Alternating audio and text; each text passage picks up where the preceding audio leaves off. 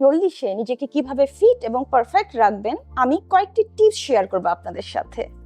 প্রথমেই নিজেকে দেবেন জেন্টেল কেয়ার।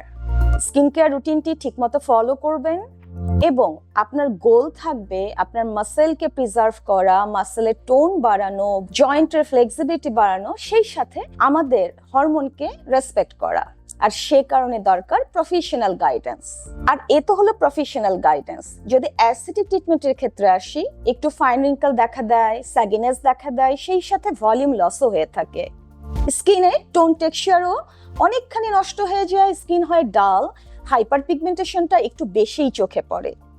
সে কারণে আপনি একজন অ্যাস্থেটিক ডার্মাটোলজিস্টের কনসাল্টে কিছু কম্বাইন্ড ট্রিটমেন্ট ফলো করতে পারেন। সেটি হচ্ছে অ্যাস্থেটিক ফেশিয়াল, যেটি আপনার স্কিনকে রাখবে ক্লেন্স, ময়শ্চারাইজড এবং সেই সাথে এক্সফোলিয়েট করবে আর ইনস্ট্যান্ট ব্রাইটনেস তো নিয়েই আসবে। আর এই অ্যাস্থেটিক ফেশিয়ালগুলো কিন্তু আপনার স্কিনের টাইপ এবং কনসার্ন অনুযায়ী কাস্টমাইজড করা। আর একটু যদি আমরা ইনভ্যাসিভ, মাইল্ড ইনভ্যাসিভ ট্রিটমেন্টের ক্ষেত্রে যাই, সেক্ষেত্রে কিন্তু বোটক্স, ফিলার, থ্রেড, এই ট্রিটমেন্টগুলোর কম্বিনেশনে আপনি আপনার এজিং প্রসেসকে গ্রেসফুল রাখতে পারেন। আর আমি কখনোই একজন ওয়েলনেস কনসালটেন্ট হিসেবে ওভারডু বা ওভার ফিলিংয়ে বিশ্বাস করি না। আমি বিশ্বাস করি ন্যাচারাল ট্রান্সফরমেশনে। ধন্যবাদ।